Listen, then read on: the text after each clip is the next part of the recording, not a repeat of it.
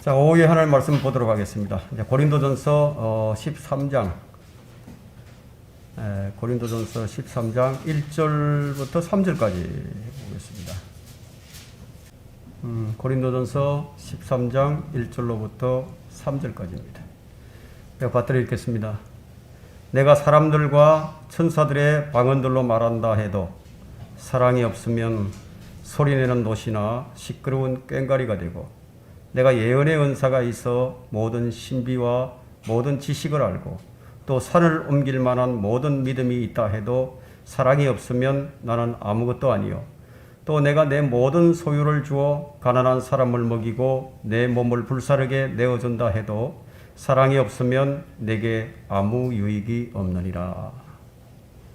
오늘 설교 제목은 내게 아무 유익이 없느니라, 이런 제목으로 말씀을 전하도록 하겠습니다.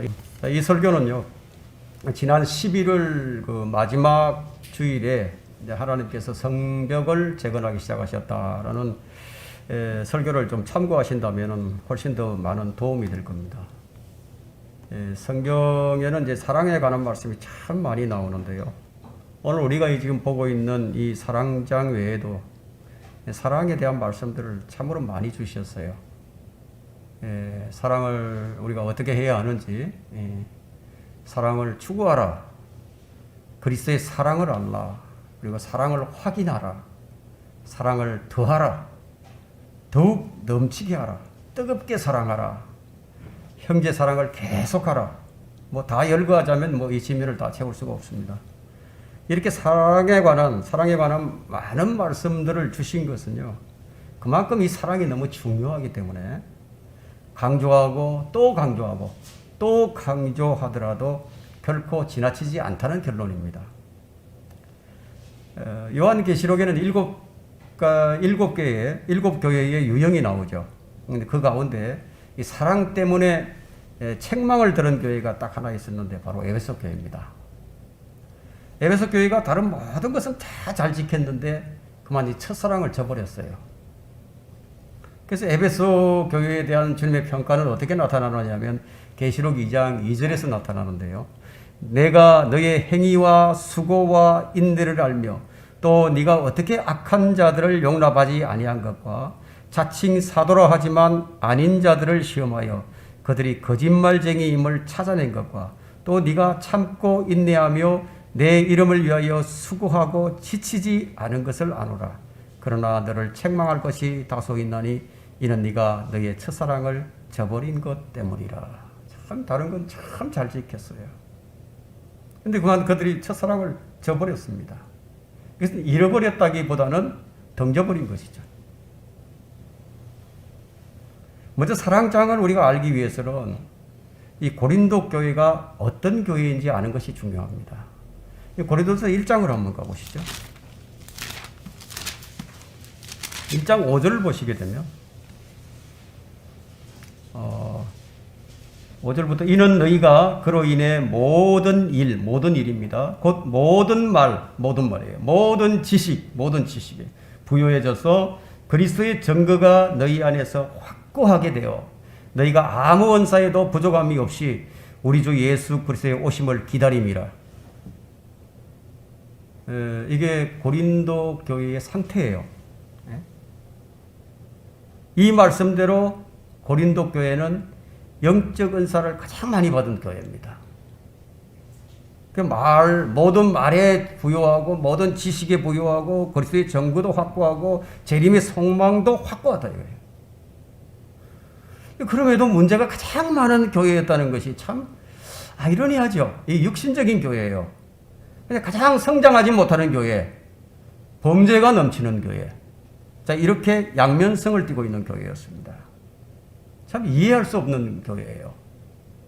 지식도 있고 예언도 있고 방언도 있고 사람도 많고 일도 열심히 해요. 그런데 사랑이 없다. 문제가 많아요. 문제가 많죠. 그런데 그 원인이 바로 사랑이 없으면요. 사랑이 없이 수고하는 교회예요. 그래서 이 바울이 이 고린도전서 13장 한 장 전체를 할애를 하면서 이 사랑을 지금 강조하고 있어요. 그 사람들이 가장 갖고 싶어하는 것이 무엇일까요? 아마 가장 갖고 싶어하는 것은 돈이겠죠. 그죠? 그래서 사실 사람에게 가장 필요한 것은 사랑이에요. 사랑이 없으면 살지 못합니다. 사랑의 대상을 찾지 못한다면 자신이라도 사랑해야 돼요. 그래서 사람은 사랑해야만 존재할 수 있습니다. 선을 사랑하든 악을 사랑하든 그것이 무엇이 되었든 사랑을 하면서 산다. 그래서 오늘 1절에서 3절이 가르치는 3요소가 있습니다. 이게 뭐냐면 사랑이 없이 하는 말이에요. 사랑이 없이 하는 말. 사랑이 없이 하는 성령의 은사들이죠. 그 다음에 사랑이 없이 하는 선행이에요. 그러니까 말과 은사와 선행, 이것에 대해서 설교를 하고자 합니다.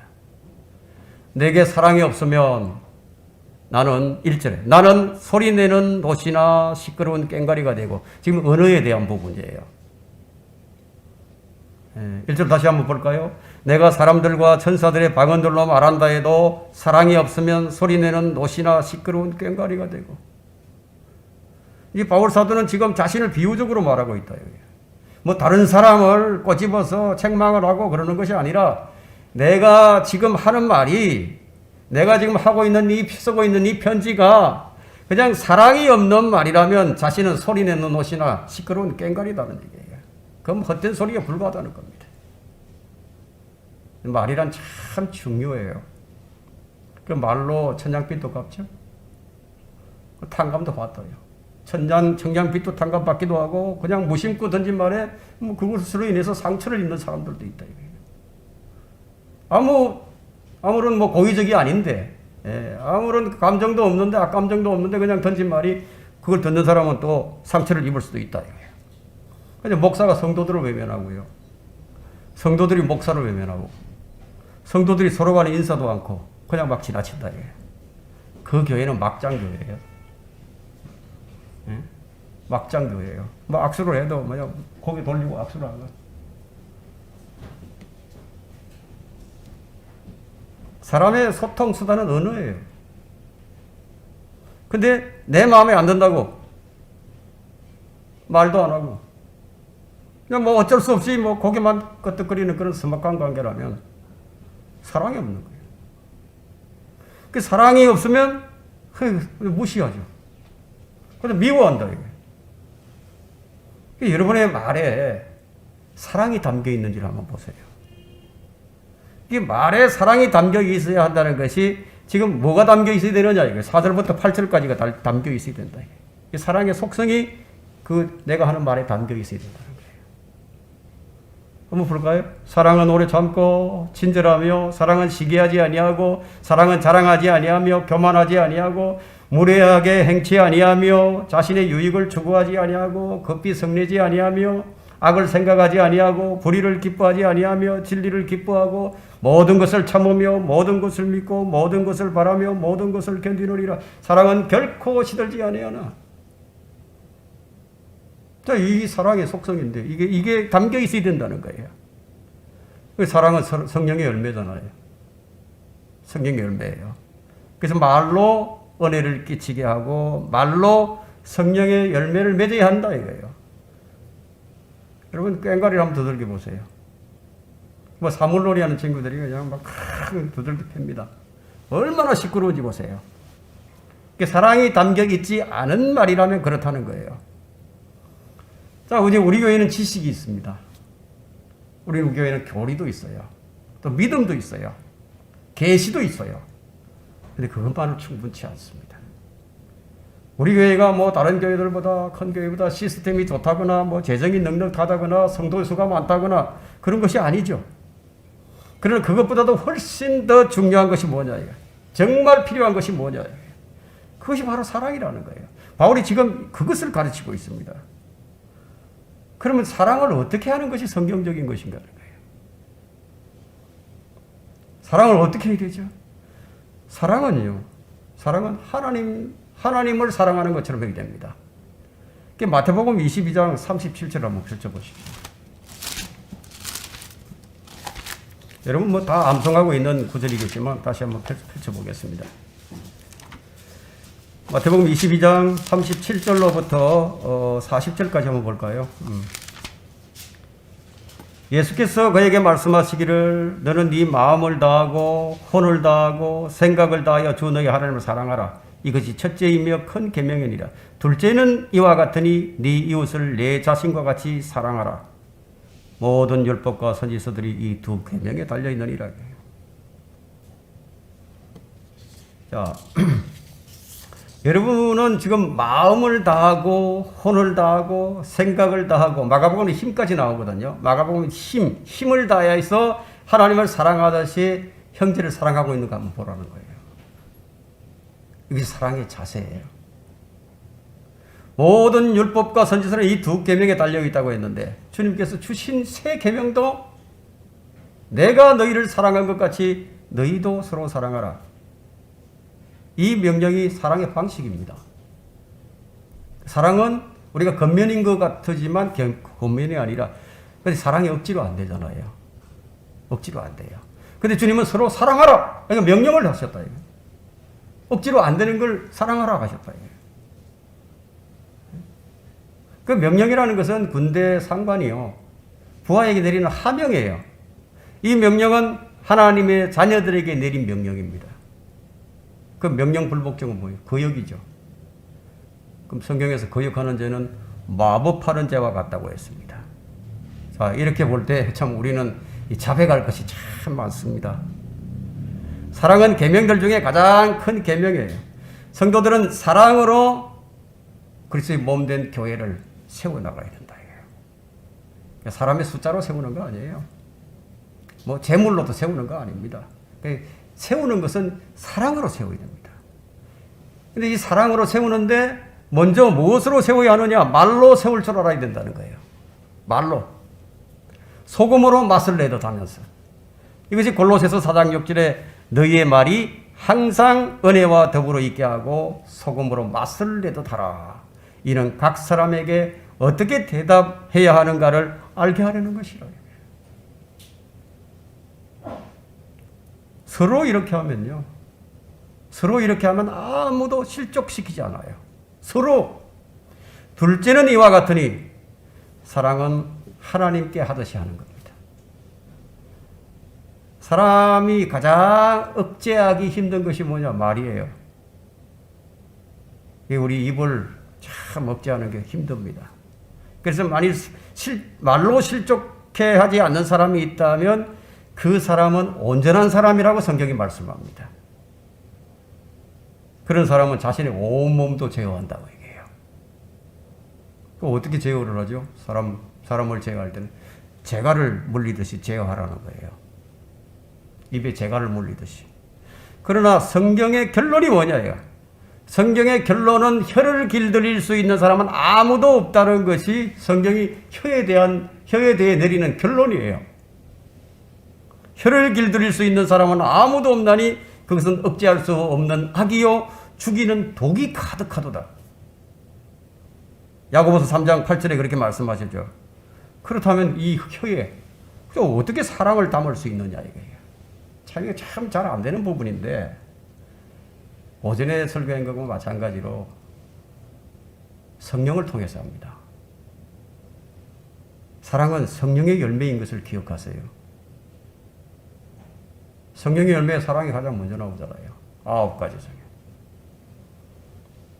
디도서 3장 6절에는 이 성령을 예수 그리스도 우리 구주를 통하여 우리에게 풍성히 부어주셨느니라고 말씀합니다. 내 안에 지금 성령이 소멸되어 있다 이거예요. 그럼 잘못한 거죠. 풍성히 부어주셨는데. 그래서 우리에게 부어주신 이 성령을 통해서 우리 말을 소금으로 맛을 내듯이 사랑을 담아서 말을 할 수 있다는 거예요. 사람이 말을 아무리 유창하게 잘 한다 하더라도 사랑이 없다면 그 말쟁이예요. 말쟁이. 사람들은 말을 잘하는 사람을 그건 부러워해요. 저도 말을 잘 못하기 때문에 말 잘하는 거 참 부럽습니다. 그리고 이제 말 잘하는 사람들을 보게 되면 극찬을 하죠. 칭찬을 하고 인정해 줍니다. 그래서 성경에서 극찬받은 사람이 한 사람이 있었어요. 말 잘한다고. 그가 헤로드 왕입니다. 헤로드 왕은 그가 연설을 했죠. 연설을 했는데 사람들이 그걸 듣고 야 이게 신의 음성이라고 아주 극찬을 합니다. 신의 음성이라고. 그래서 헤롯이 그 영광을 딱 받아버리자 주의 천사가 그를 쳐버렸다. 그래 그 자리에서 벌레가 그를 먹고 헤롯 왕은 그저 죽어버렸어요. 사람이 하는 말이 신이 말하는 것처럼 들린다면 정말 얼마나 말을 잘하는 사람이겠어요. 그것은 인간이 받을 수 있는 최고의 찬사죠. 바울이 약점이 있었는데 그 약점이 뭐냐? 말을 잘 못해요. 그건 아폴로보다도 잘 못했고 바나바보다도 잘 못했습니다. 뭐 그렇다고 자신이 말을 잘 못하니까 그래서 뭐 이런 이 글을 쓴 건 아니에요. 바울은 1절에서 가정법을 사용합니다. 네. 가정법을. 그 가정법이 자신이 천사의 말을 한다 해도 사랑이 없으면 이것은 성도들이 말을 할 때 가장 중요한 것이 무엇인지를 가르쳐 준 것이죠. 이제 우리가 고린도 지역이 어떤 지역인지 그 배경을 좀 알아야 되는데, 근데 고린도 지역은 그 당시 이제 무역 도시였습니다. 근데 각 나라의 방언들을 많이 사용하는 그런 도시였어요. 그래서 그곳에 통역사들이 많았습니다. 도시의 특성상 다른 지역 교회보다도 고린도 교회가 가장 방언을 많이 했죠. 그 지역의 특성 때문이에요. 복음을 전파하기 위해서 그냥 방언이 필요했던 겁니다. 그 당시 로마가 세계를 지배하고 있었지만 공통어는 헬라어였습니다. 그러나 그곳에는 라틴어를 사용하는 사람들, 히브리어를 사용하는 사람, 시리아어, 아람어, 그런 사람들이 무수히 많았어요. 사도행전에 보면 각국의 언어들이 나오죠. 그러다 보니까 교회 안에서도 다양한 언어들 때문에 서로 간에 소통이 잘 안 돼요. 그래서 고린도 교회가 방언의 문제로 시끄러웠던 것이 바로 이런 지역적인 특성이 있었기 때문입니다. 바울은 이들에게 지금 방언으로 말할 때 차례대로 말을 하고 통역을 세워서 말을 하라고 권면을 합니다. 고린도전서 14장 28절에 그러나 만일 통역하는 자가 없거든 교회에서는 조용히 하고 자신과 하나님께만 말하라. 교회 일은 질서 있게 품위 있게 하는 거죠. 질서 있게 품위 있게. 그러나 중요한 것이 뭐 어느 나라 말을 하느냐 그것이 아니라 심지어 천사의 말을 한다 해도 진리를 말한다 하더라도 그 말에 사랑이 담겨 있어야 한다는 거예요. 사랑이 없는 고린도 교회는요 분쟁이 있었어요. 다툼이 있었죠. 시기 있었어요. 시기, 음행이 있었어요. 질투, 미움, 그것으로 인해서 약하고 병든 사람들이 많았고요. 심지어는 상당수가 이미 죽어버렸습니다. 이 교회가 지금 바로 한국 교회의 모델이 된 셈이에요. 성도의 말은 사랑을. 내게 사랑이 없으면 두 번째는 나는 아무것도 아니요. 성령의 은사에 대한 지금 부분이죠. 이슬을 보시면 내가 예언하는 은사가 있어 모든 신비와 모든 지식을 알고 있다 해도 사랑이 없으면 나는 아무것도 아니요. 이슬도 1절과 마찬가지로 가정법을 사용합니다. 바울과 같이 많은 계시를 받은 사람은 없었죠. 지금 그는 그리스도의 신비를 알고 있었고 그분을 아는 지식으로 충만했던 사람이에요. 심지어 바울은요 산을 옮길 만한 믿음도 있었어요.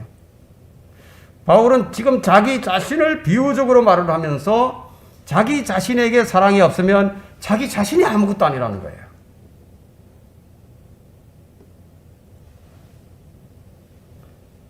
고린도 교회 상태는 우리가 아까 1장에서 본 것처럼 모든 지식, 모든 은사들, 모든 것을 다 가진 교회예요. 그러나 영적으로는 어린아기와 같습니다. 다 가졌는데 육신적이에요. 진리의 지식을 자랑하는 교회들이, 성배를 주장하는 교회들이 사랑이 없다. 소금으로 맛을 내듯 하는 말을 하지 못하고 말과 지식과 행실로서 형제들을 실족시켜버린다. 이런 교회들이 얼마나 많은가 보세요. 이런 목사를 여러분들이 본 적이 있을 거예요. 경험했다.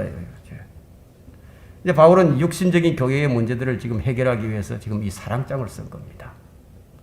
지식도 있어요.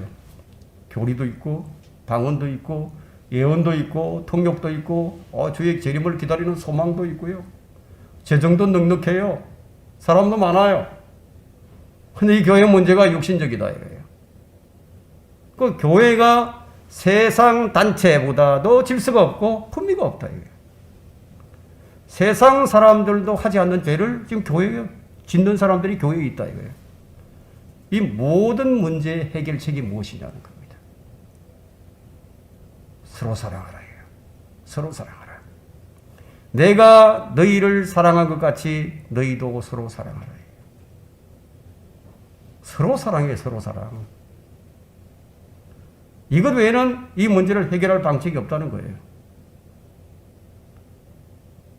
성경에는 여러 가지 이제 죄에 대한 그런 항목이 나오는데요. 뭐가 죄인지 다 나오죠. 어리석은 생각도 죄고, 선을 행하지 않는 것도, 행할 줄 알면서 행하지 않는 것도 죄고, 믿음으로 하지 않는 것도 죄고, 율법을 범하는 것도 죄죠. 그 믿음으로 하지 않는 모든 것은 죄가 된다고 했는데, 그렇다면 사랑으로 하지 않는 모든 것은 뭐냐? 아무 유익이 없다. 그 사랑이 없으면 나는 아무것도 아니요. 사랑이 없으면은 만약 바울에게 사랑이 없었다면 바울은 아무것도 아니라는 거예요.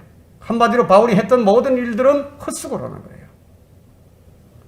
지식이 있는데 사랑이 없으면 그는 형제를 실족시킵니다. 주님은 너희의 모든 일을 사랑으로 하라고 명령을 하셨는데, 여기 보면 모든 일이에요. 모든 일이에요. 모든 일을 성령 안에서 행하라. 이 말씀과 서로 매치가 되지 않습니까? 모든 일을 사랑으로 하라. 모든 일을 성령 안에서 성령으로 행하라. 성령 안에서 행하라. 이게 지금 매치가 안 됩니까? 모든 일을. 요한복음 5장 42절에는 그러나 내가 너희를 아노니 너희 안에는 하나님을 사랑함이 없다는 것이라. 자, 바리새인들이 11조도 하고 안식일도 지키고 율법도 지키지만 그들 안에는 하나님의 사랑함이 없었다는 거예요. 참 모순이죠. 성도의 사랑은 은행심사예요. 모든 영역이에요. 모든 영역. 성령에 의해서 우리 마음속에 부어진 하나님의 사랑이 형제 사랑으로 드러나는 거예요. 이것이 참된 교회의 모습입니다. 근데 실제 상황이 좀 못했죠. 실제 상황. 실제 상황은 안 그렇다 이거예요. 그 자신이 좀 더 낫다고 뭐 형제들을 업신여기고, 그래서 교회마다 여기서 실패를 합니다. 지식은 교만하게 하지만 사랑을 세워주느니라. 바울은 이런 자들에게, 아니면 모든 성도들에게 말하기를, 만일 누구라도 무엇이든지 안다고 생각하면 그가 마땅히 알아야 하는 것은 아직 아무것도 모른다는 것이에요. 고린도 교회에 얼마나 잘난 척하는 사람들이 많았는지, 자신이 뭐라도 되는 것처럼 높아져서 교회 일을 자기 마음대로 하려고 덤벼드는 그 행태가 고린도 교회에서 가장 많이 일어났던 거예요. 받은 은사를 사랑으로 하는 것이 아니라면 아무것도 아니라는 겁니다. 여러분, 계명의 목적이 무엇입니까? 계명의 목적. 디모데전서 1장 5절에 나오죠. 이제 계명의 목적은 순수한 마음과 선한 양심과 가식 없는 믿음 안에서 나오는 사랑이거늘. 이게 계명의 목적인데, 여러분, 계명의 목적을 한번 보세요. 그 목적이 뭐죠? 순수한 마음을 갖는데 그 목적이 있어요. 그리고 선한 양심을 갖는데 그 목적이 있고요. 가식 없는 믿음 안에서 나오는 사랑을 갖는데 그 목적이 있다.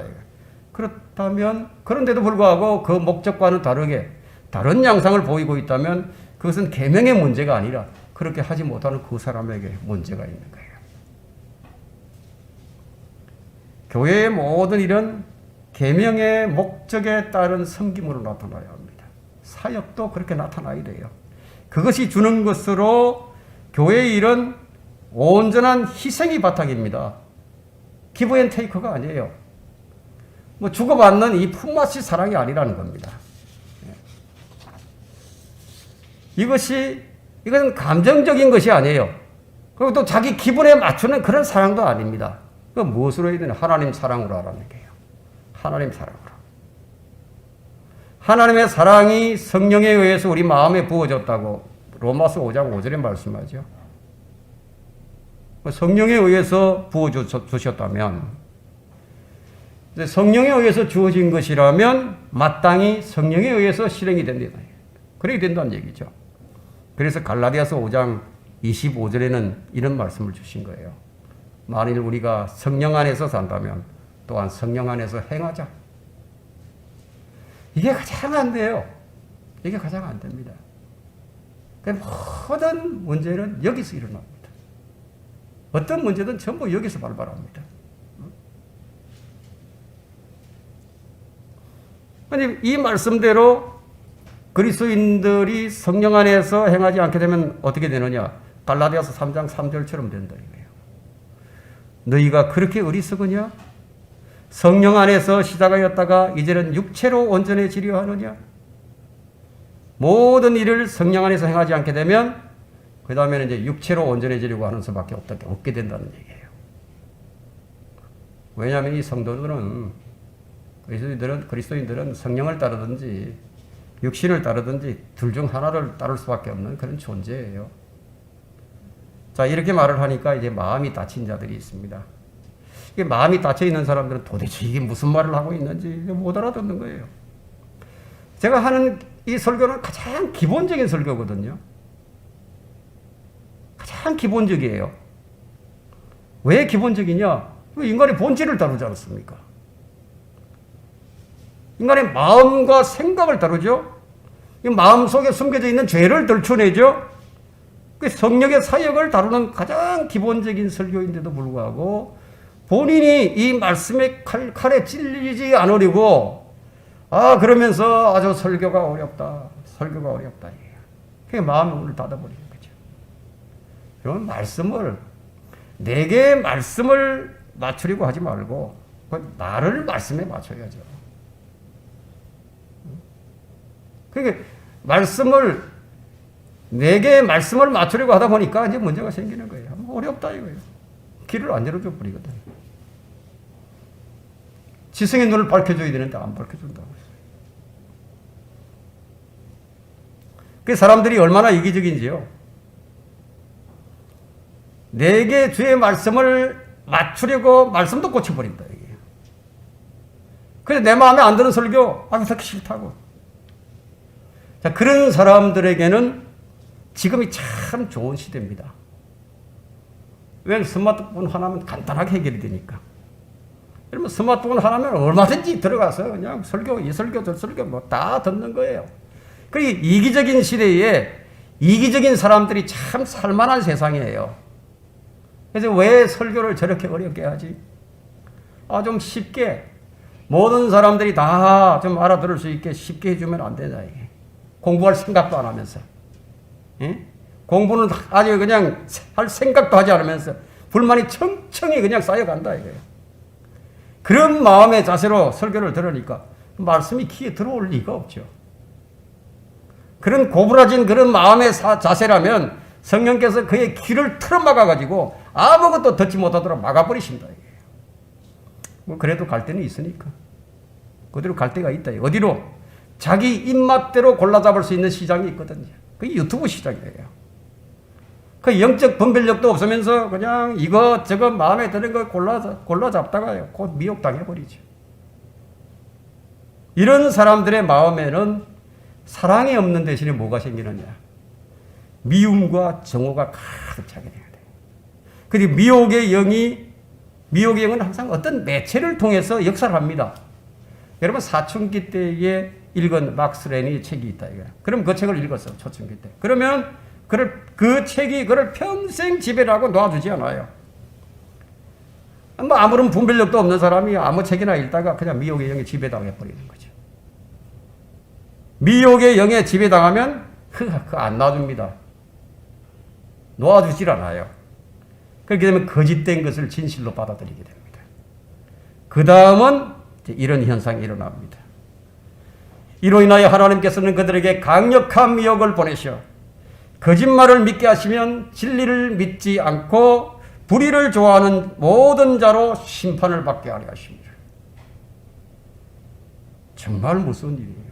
정말 무서운 일입니다. 불의에 마음을 내주면 이제 이렇게 돼버린다 이거예요. 그래서 고린도 교회가 지식도 은사도 다 풍부했어요. 그럼에도 온갖 문제들을 만들어냈는데 지식도 없는 사람이요, 자기 입맛대로 교회로 운영을 한다면 어찌 되겠습니까? 지식도 없는 사람이. 그 성령으로 시작해가지고 육체로 온전해지려다가 망해버리죠. 세대적 진리가 무엇인지도 모르고 세대적 진리로 무장도 못한 사람이 유튜브 시장에서 이것저것 듣다가 그거 미혹당해가지고, 기초도 안 돼 있는 사람들이 자기가 좀 오래 교회 다녔다고 그 명분만 가지고 거들먹거리면서 형제들을 업신여기고 판단하고 미워하고 전형적인 사람이 돼버린 거예요. 성경적 지식이 없으니까 뭘 판단하느냐 하면 성경적으로 판단할 수 없죠. 성경적 지식이 없으니까. 그럼 뭘로 판단하죠? 음식을 가지고 판단한다. 교회 청소하는 것 가지고 판단을 합니다. 그래서 형제 자매들이 뭐 흉이나 봐가면서 판단을 하고 아주 저 사람 꼴 보기 싫다고 미워한다 이거예요. 그 로마서 14장 15절에 무슨 말씀이 있습니까? 그러나 만일 네 음식 때문에 네 형제가 슬퍼하게 되면 네가 이제 사랑을 따라 행한 것이 아니니 네 음식으로 그를 망치지 말라. 그리스도께서 그를 위해 죽으셨느니라. 무슨 말씀이에요? 형제를 미워하고 형제를 판단하고 형제를 업신여기는 거예요? 주님 무시하는 거예요. 그러고도 괜찮다고 생각하면 그 사람은 진짜 어리석은 사람입니다. 그러면서도 나는 괜찮을 거라고. 어리석죠? 너희의 모든 일을 사랑으로 행하라. 모든 일을 사랑으로 행하라. 그런데 사랑에 빠져버리면 고린도전서 9장 26절이 되고 맙니다. 아무리 열심히 달려가도, 아무리 고군분투를 하더라도 그냥 허공을 쳐버린다. 그 자기가 하는 모든 섬김, 모든 격려, 위로, 믿음, 그것이 무엇이 되었든 그냥 사랑이 따져버리면은 헛발질만 한 셈이에요. 본문에는 사랑이 없으면 이제 3번 나오죠. 왜 이렇게 형제 사랑을 강조하는가? 헛된 짓 하지 말라는 거예요. 모든 게 다 있는데 사랑이 없어요. 로마서 14장 13절에는 그런즉 우리가 더 이상 서로를 판단하지 말고 도리어 형제들 앞에 거치는 것이나 방해물을 놓지 아니하는지 판단해야 하리라. 우리 오늘 여기서 딱 한 가지 건져야 됩니다. 다른 건 몰라도 딱 한 가지 건져야 되는데 그게 뭐냐 이거예요. 사랑을 어떻게 하는가 이걸 건져야 되는데, 사랑은 일방적인 거 아니에요. 우리가 생각하듯이 형제 사랑은 일방적인 거 아닙니다. 한쪽만이 아니라 서로 해야 된다. 서로. 이것은 권면인데요. 이걸 하지 않으면 그 다음에 경고가 나오죠. 그런데 너는 어찌하여 내 형제를 판단하느냐? 어찌하여 내 형제를 업신여기느냐? 우리가 모두 그리스도의 심판석 앞에 서리라. 심판에 앞선 경고가 주어졌습니다. 사랑으로 행하라. 서로 사랑하라. 이 말씀은 그리스도의 심판석을 생각하고 지금 그 하던 짓을 중단하고 돌이키라는 얘기예요. 사랑으로 행하라고. 사랑이 내게 없으면 3번째, 내게 아무 유익이 없느니라. 이건 선행에 관한 부분입니다. 3절에 내 모든 소유를 주어 가난한 사람을 먹이고 내 몸을 불사르게 내어준다 해도 사랑이 없으면 내게 아무 유익이 없느니라. 사랑이 없는 선행은 내게 아무 유익이 없다. 여러분, 테레사 순이요, 평생 남을 위해서 헌신을 했어요.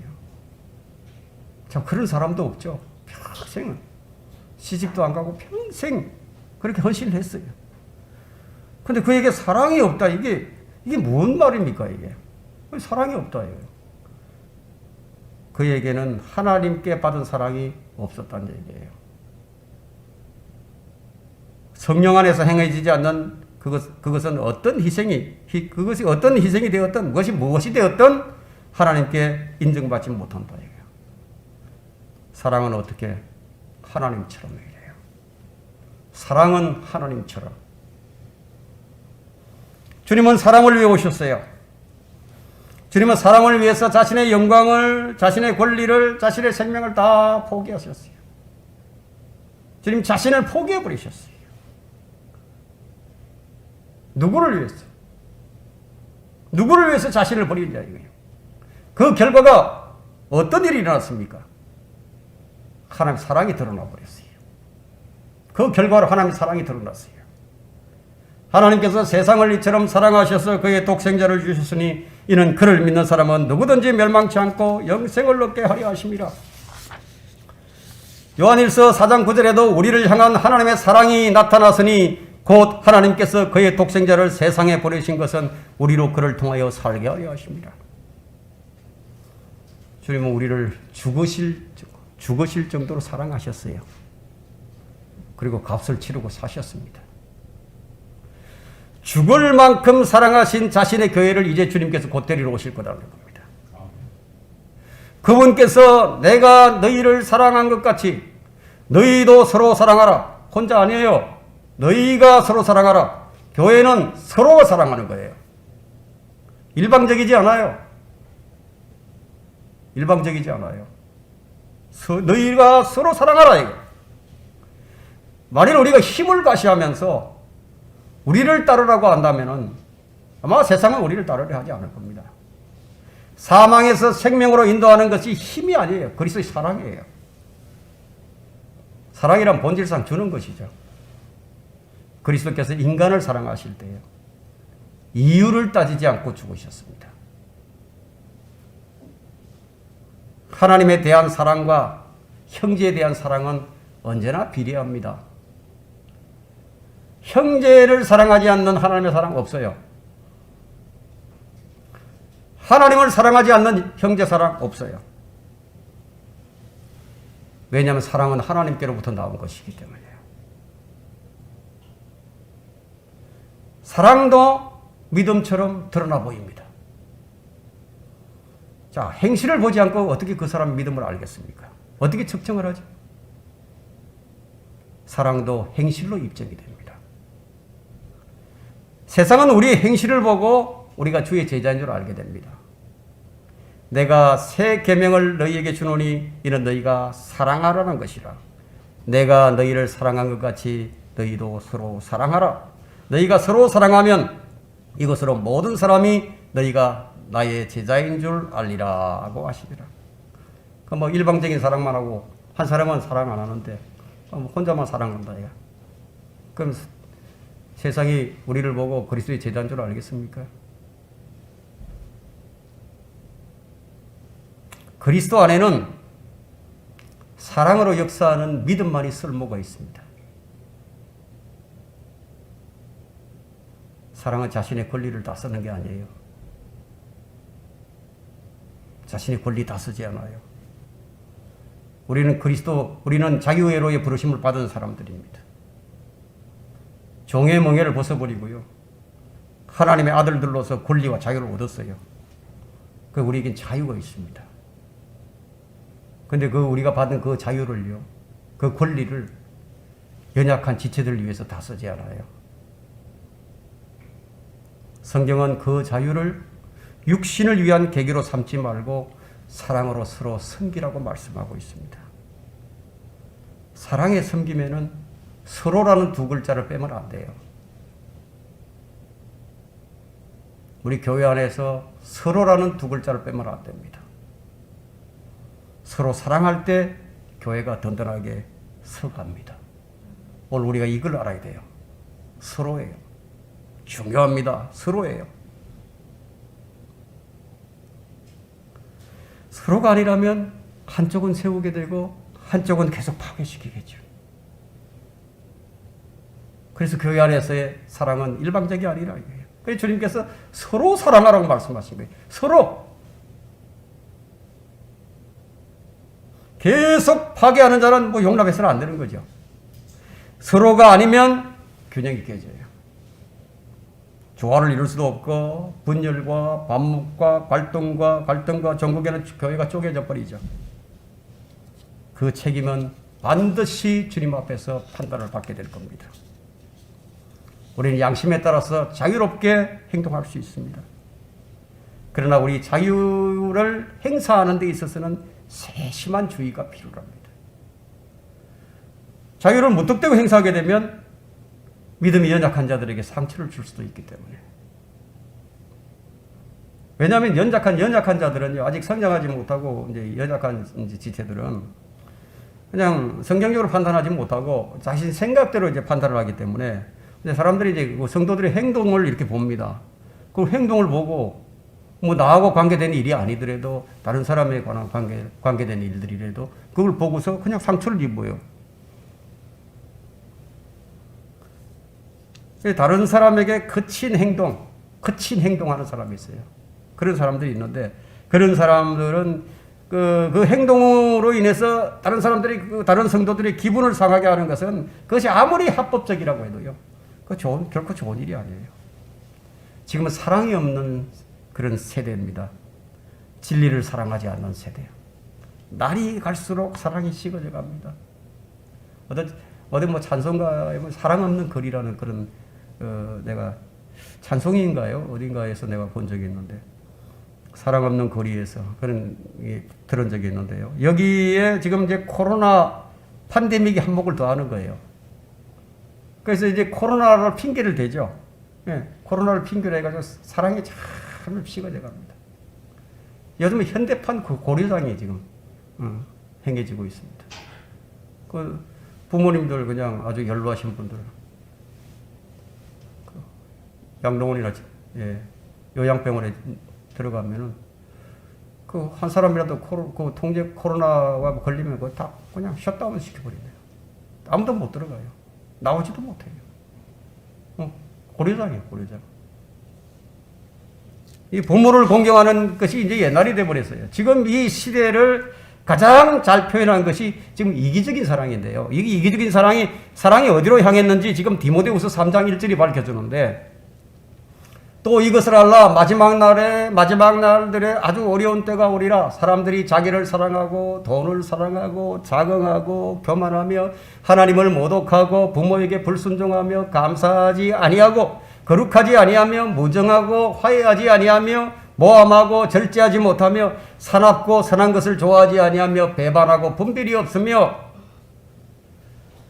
자만하고 쾌락을 사랑하는 자만하고 쾌락을 사랑하는 것이 하나님을 사랑하는 것보다도 더하니 경건의 모양은 있으나 경건의 능력은 부인하리니 이런 자들에게서 돌아서라. 자, 이런 자들하고는 형제라고 하더라도 함께 먹지도 말고 함께 사귀지도 말라고 성경이 지금 말씀하고 있어요. 자기밖에 모르는 사람, 버림받은 세대예요. 지금 우리는 지금 이런 시대를 살아가고 있습니다. 시대를 탓할 수밖에 없는 세대, 얼마나 변명하기 좋습니까? 뭐 코로나 때문에.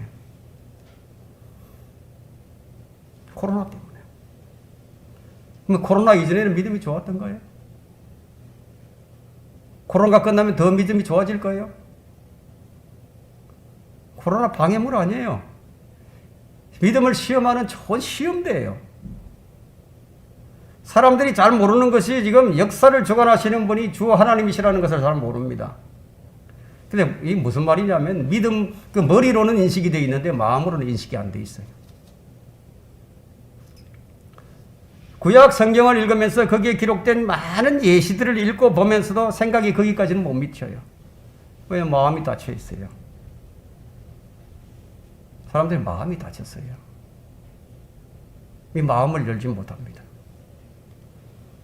전염병은 기간이 있는 거예요. 예? 여러분 사무엘상 24장 15절을 보게 되면 거기엔 전염병이 기간이 있는 게 나오는데, 그리하여 주께서 아침부터 정해진 때가 있다. 이스라엘에 전염병을 보내시니 단에서부터 부엘세바에 이르기까지 백성들 7만 명이 죽으니라. 정해진 때가 있다. 그러니까 인간이 아무리 코로나로부터 벗어나려고 해도 소용없다. 주님께서 거두시기 전까지는 안 된다는 거예요. 그리고 사무엘상 24장 16절을 보면 천사가 그의 손을 예루살렘으로 뻗쳐 멸망시키려고 하였을 때 주께서 그 재앙에서 스스로 돌이키시고 백성을 멸할 그 천사에게 말씀하시기를 그것으로 충분하니 이제 네 손을 멈추라 하시니 주의 천사가 여부수인 아라우나의 타작마당에 곁에 있더라. 보세요. 천사가 손을 뻗쳤는데요. 단에서부터 보엘세바까지 뻗치고 있었다 이거예요. 그 7만 명 죽었어요. 이제는 뭐 예루살렘으로 뻗치려고 예루살렘 멸망시키려고 하고 있다. 주님께서 손을 멈추라 이거예요. 전 세계 지금 창궐하는 코로나 지금 천사가 손을 뻗치고 있는 것을 성경을 모르는 사람들 어떻게 알겠습니까? 코로나가 백신에 달려 있는 거 아니에요. 재앙은 사랑이 없는 세대에 내리는 하나님 벌이에요. 입양한 아이를 학대해서 죽여버려요. 그것도 기독교 과정이었어. 세상이 얼마나 악한지 보세요. 사랑이 없는 세대예요. 마지막 때는 자기를 사랑하고 돈을 사랑하고 언제나 언제나 돈을 사랑했죠, 사람들은. 그러니까 이게 무슨 말이냐면 옛날과 비교해 볼 때 옛날하고는 비교할 수 없을 정도로 지금 돈을 더 많이 사랑한다는 얘기예요. 상상할 수 없는 악이 행해지고 있죠. 옛날에는 이런 나쁘지 않은 사람들이 뭐 일부 소수의 사람들만 했었는데 요즘은 그게 아니에요. 다 한다 이거예요. 뭐 내년에는 좀 나아질까요? 점점 더 악해져 갑니다. 점점 더. 그러니 인간의 악에 대해서 하나님께서는 절대로 그냥 넘기시는 법이 없으세요. 반드시 짚고 넘어간다 이거예요. 모함하고 협의를 씌우고 소문을 퍼뜨리고 최악의 상태예요 지금. 이게 교회에서 그렇게 한다니까요. 교회에서 없는 것도 만들어내가지고 막 퍼뜨린다 이게.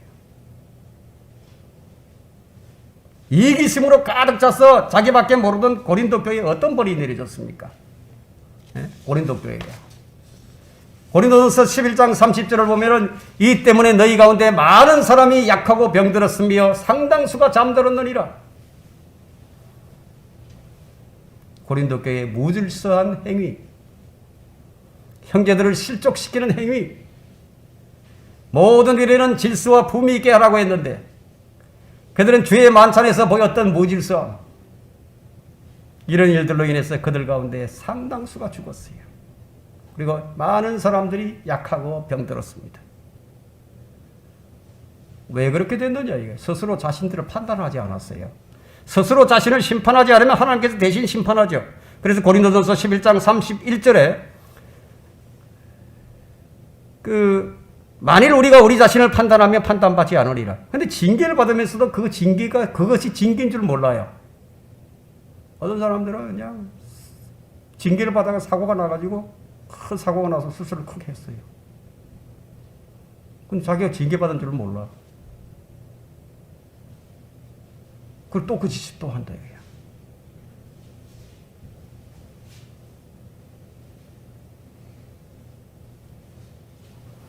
그리스도의 자신을 잘 살펴봐야 됩니다. 왠지 몸이 좀 허약해지고 병들어서 죽어간다 이거야. 그렇다면 스스로 자신을 판단해보고 왜 그렇게 됐는지 살펴보는 일은 매우 중요합니다. 그리고 죄를 자백하고 하나님과의 온전한 관계를 회복시키지 않으면 안 돼요. 그래야만 하나님의 심판을 모면할 수 있죠. 하나님을 두려워하지 않으면 이 말씀도 두렵지 않아요. 그럼 계속 그렇게 하는 거죠. 전에는 한 열흘 동안 입원했었는데 그 다음에 또 더 큰 징계가 내려지겠죠.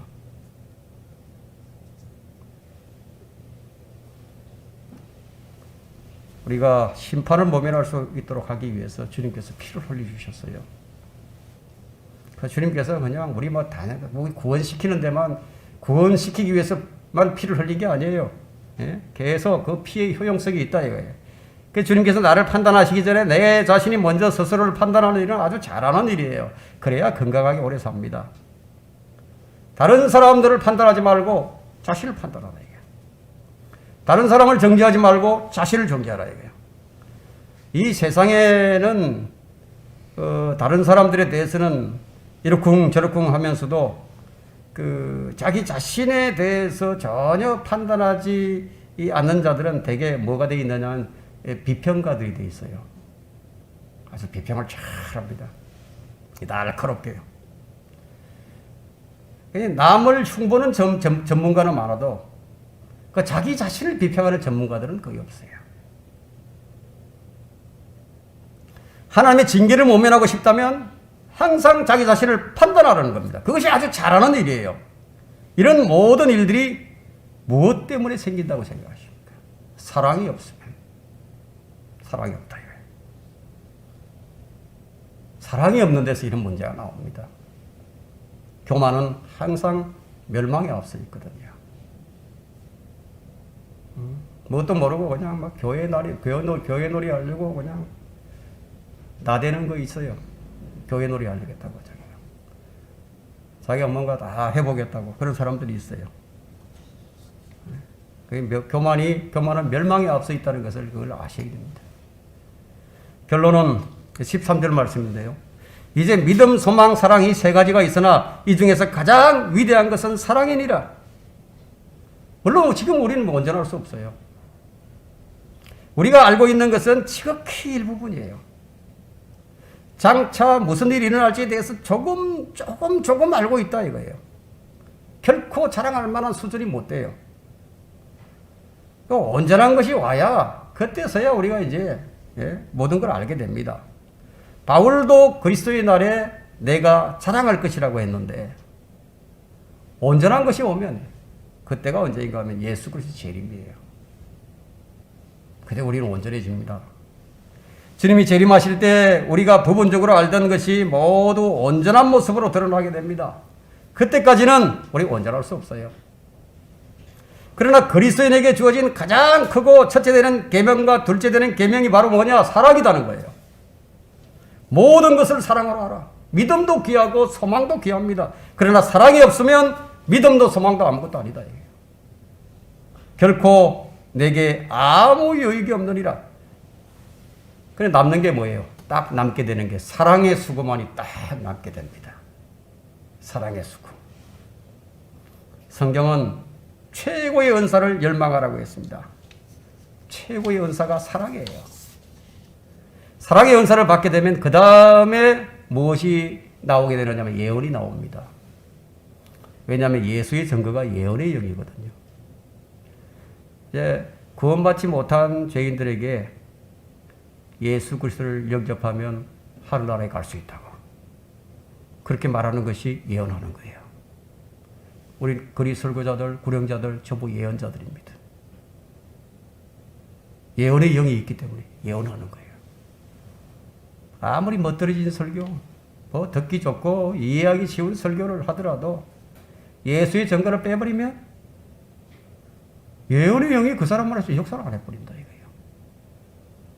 그래서 바울은 그들에게 최상의 은사를 열망하라고 지금 촉구를 합니다. 방언은 아무리 짓거려봐야 알아듣는 사람 아무도 없어 보여. 아무도 없다고. 그래봐야 그 시끄러운 꽹과리 소리밖에 안 되죠. 알아듣지도 못하는 말로 다른 사람을 결코 세워주지 못합니다. 사랑을 추구하라. 이 명령대로 사랑을 최상의 은사로 열망하는 사람이라면 최소한 은혜를 끼치지는 못할 망정 실족시키는 말을 하지 않을 겁니다. 아주 사람들 앞에서 그냥 저 사람 나 미워서 꼴보기 싫다고 그런 말을 안 한다 이거예요. 나 저 사람 미워서 교회 나오기 싫다고 그런 말 안 한다고요.